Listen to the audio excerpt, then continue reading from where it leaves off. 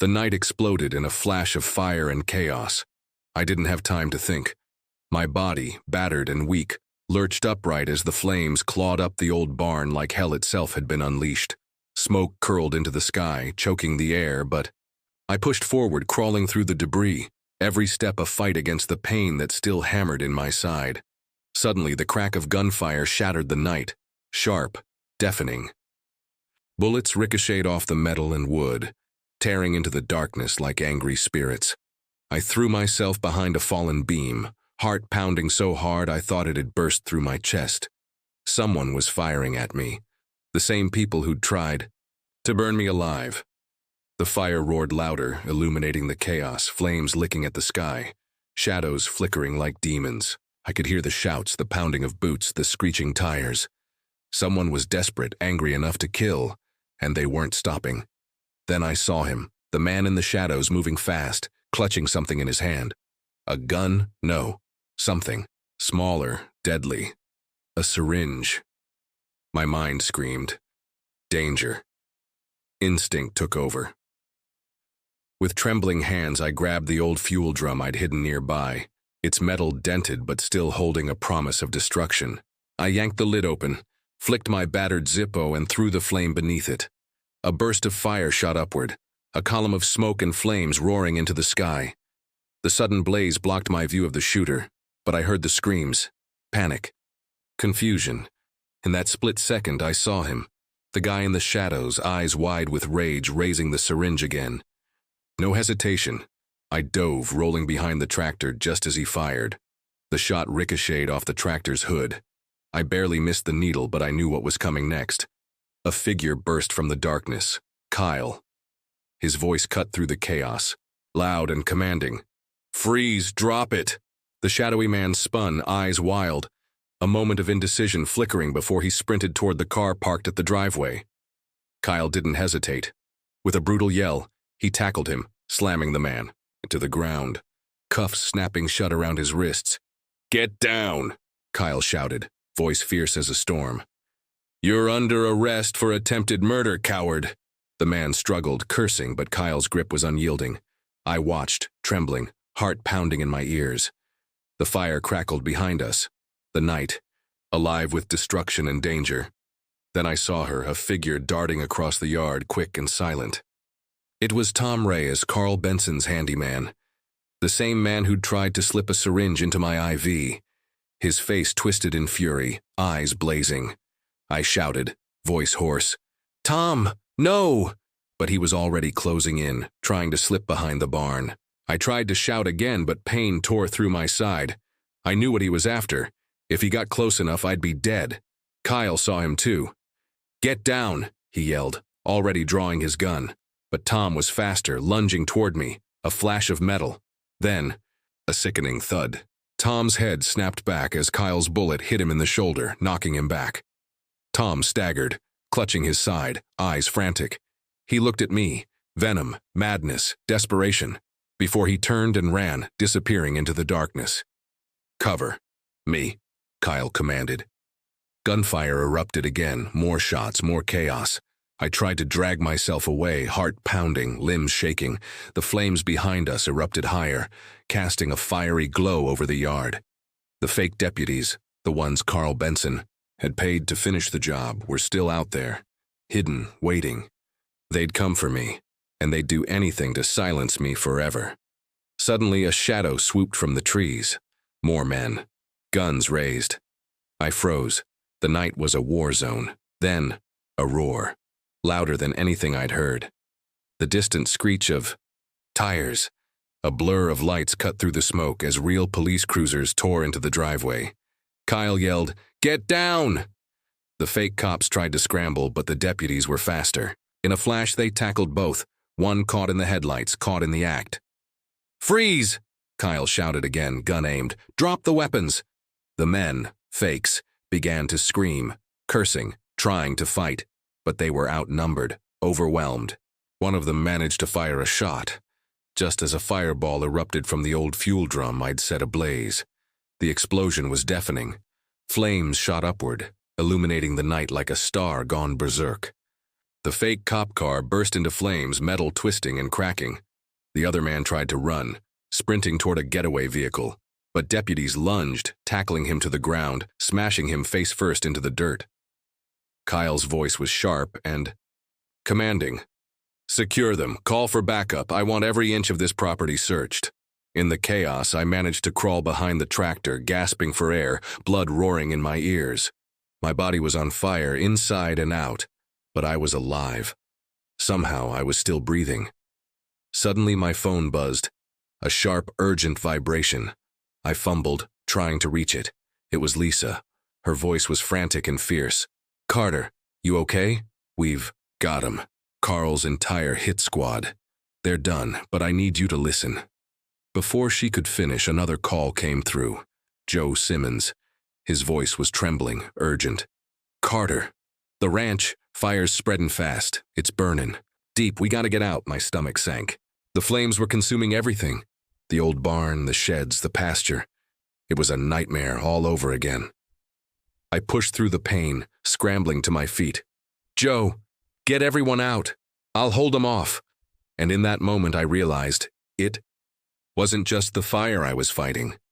It was the darkness that still lurked in the shadows, waiting for me to fall. But I wasn't done yet, not by a long shot, because tonight I'd sent a message. No matter how deep the darkness, I'd fight until the last breath. And if Carl Benson thought he could burn me out, he was dead wrong. The flames roared higher, devouring the old barn that had stood for nearly a century. Smoke billowed into the night sky, choking the air and turning the darkness into a nightmare of flickering shadows. I dragged myself behind the tractor, blood pounding in my ears, every breath a struggle. My body was on fire, but I knew I had to hold on. If I didn't, everything I'd fought for would burn to nothing. Suddenly, bullets ricocheted overhead, sharp cracks splitting the night. I flinched, instinct taking over. Someone was firing at me, Carl Benson's men, or maybe worse. I saw them, shadows darting between trees, guns aimed in my direction. They weren't here to play nice. A second shot rang out, close enough to make my stomach tighten. I saw a figure move, silhouetted against the flames. A man in the darkness, clutching something small and deadly, a syringe. The same one Tom Reyes had tried to slip into my IV. My heart hammered. My mind screamed, "Danger!" I scrambled to my feet, trying to crawl away, but pain shot through my side like lightning. I couldn't run, not yet. Not without a plan. Then, a furious shout. "Kyle!" His voice cut through the chaos like a blade. "Get down! Drop it!" The shadowy figure hesitated, eyes wide, looking like he was about to fire again, but Kyle was faster. He lunged, tackling him to the ground. Guns clattered to the dirt, echoing in the night. "Freeze, don't move." Kyle barked, pinning the man down, cuffs snapping into place. His face was tight with rage and adrenaline. "You're under arrest for attempted murder, coward." The man struggled, cursing, fighting to break free, but Kyle's grip was iron. I watched, trembling, heart pounding so hard it hurt. The flames behind us flickered menacingly, casting shadows that danced like demons. Suddenly, I caught movement out of the corner of my eye. Another figure darting from the trees. It was Tom Reyes, Carl Benson's handyman, the same man who'd tried to slip a syringe into my IV. His face twisted in fury, eyes blazing with madness. "Tom! No!" I shouted, voice hoarse. He was already rushing toward the barn, knife glinting in the firelight, trying to slip past Kyle's grip. I knew what he was after. If he got close enough, I'd be finished. Kyle saw him too. "Hold him!" he yelled, already drawing his gun. Tom lunged, too fast, but Kyle was faster. One shot, a loud crack. Tom's head snapped back as the bullet hit him in the shoulder, knocking him down. He yelped, clutching his wounded arm, eyes wide with pain and rage. "Get him!" Kyle snapped. "Secure him!" More shouts erupted as the fake deputies, Carl Benson's hired thugs, stormed into the chaos, guns blazing. They'd come to finish what they started, to silence me forever. But the deputies on the scene weren't about to let that happen. Bullets flew again, this time a spray of fire from the fake cops. I ducked behind the tractor, heart racing. Flames flickered across my vision. I was bleeding, burned, battered, but I was alive. Barely. Then chaos erupted everywhere. A car screeched into the driveway, headlights piercing the smoke and fire. More deputies, real ones, fresh reinforcements who knew what was at stake. "Get down," Kyle yelled again, voice commanding. The fake cops started to scatter, trying to slip away. One bolted toward the getaway car, desperate. Kyle fired a warning shot. The crack echoed through the night. The man froze, then dropped his weapon, eyes wide with terror as the deputies stormed. "Forward, hands where I can see 'em," one of the officers barked, guns trained. The other fake cop was caught, tackled to the ground in a flurry of movement, cuffs snapping shut around his wrists. The chaos was over in seconds, or so it seemed. But I knew better. They'd come for me. They'd come to burn me out, to silence the truth. Kyle sprinted toward me, eyes scanning. "You okay?" he demanded, voice rough but urgent. I nodded weakly, trying to catch my breath. "Fire, Tom, they're still out there," he grimaced, glancing at the blazing barn. "We've got 'em, but we've got to move, fast." Looked around. The night was thick with smoke, the smell of burning wood and gasoline choking my lungs. The flames still spat and crackled, threatening to swallow what little was left of my home. The fake deputies started to stir, trying to crawl away, but more officers rushed in, guns ready. One of them grabbed the last of the fake cops, dragging him to his feet. His face was pale, eyes darting, trying to hide something. Kyle pulled out his radio. "We've got the entire squad here. Search the property. I want every inch checked." "They're not done yet." I blinked, trying to focus. My hands trembled. My body felt like it was breaking apart. But I knew. This wasn't over. Not yet. Not by a long shot. Out of the darkness, I saw it. Something gleaming in the wreckage. A flash of metal. A faint glint that didn't belong there. My stomach clenched. A trap. They'd left something behind, waiting to strike again. The night's chaos left a hollow silence behind. The flames flickered, casting weird shadows across the scorched earth. I was battered, bleeding but alive, and I knew I'd fought through hell tonight. But the war wasn't ended, not even close, because somewhere out there, in the shadows, smoke, they were still watching, still waiting. And I had no doubt they'd be back, stronger, deadlier, and I'd be ready. The fire illuminated the night sky like a deadly star, but I didn't turn away. My body was trembling, blood soaking through my shirt, yet I kept moving, every heartbeat echoing in my ears. Behind me, the shadows of Benson's men scattered, but I knew better than to believe they were gone. Nothing was finished. Not yet. Suddenly, a sharp cry pierced the darkness. I froze. Out of the smoke, Benson appeared, limping but alive. His eyes burned with fury, and in his hand was a small black box. I recognized it instantly. An explosive. His lips curled into a cruel smile. "You thought you could end me with fire?" he sneered. "No. This is where your story ends." Before I could react, he pressed a button. The box beeped, loud and relentless. My heart stopped. I could see the explosion coming. So close I could feel the heat already licking at my skin. I scrambled backward, desperate, but the blast was inevitable. Then a sudden flash, bright and blinding. A wall of light erupted from the box, but not from the explosion. It was something else, something I hadn't seen coming. An invisible shield, shimmering like a ghost, deflected the blast just inches from my face. I staggered, eyes wide in disbelief. From the shadows stepped Lisa.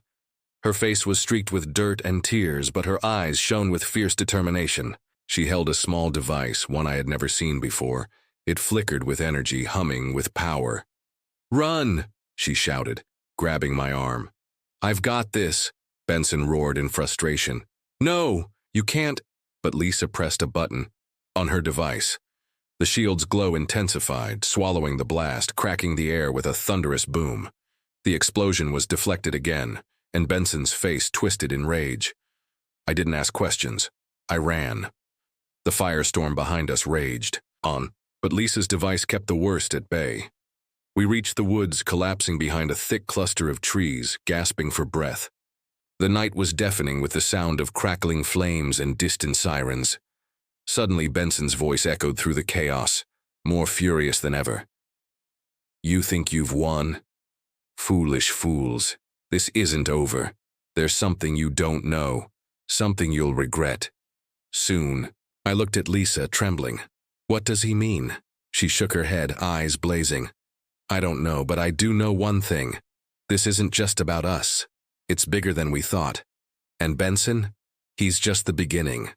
The silence, stretched, heavy and thick, broken only by the distant hum of the device in Lisa's hand.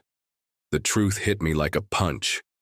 Benson's survival, the shield, the explosion. It was all part of a plan. A plan I'd barely glimpsed but couldn't yet understand.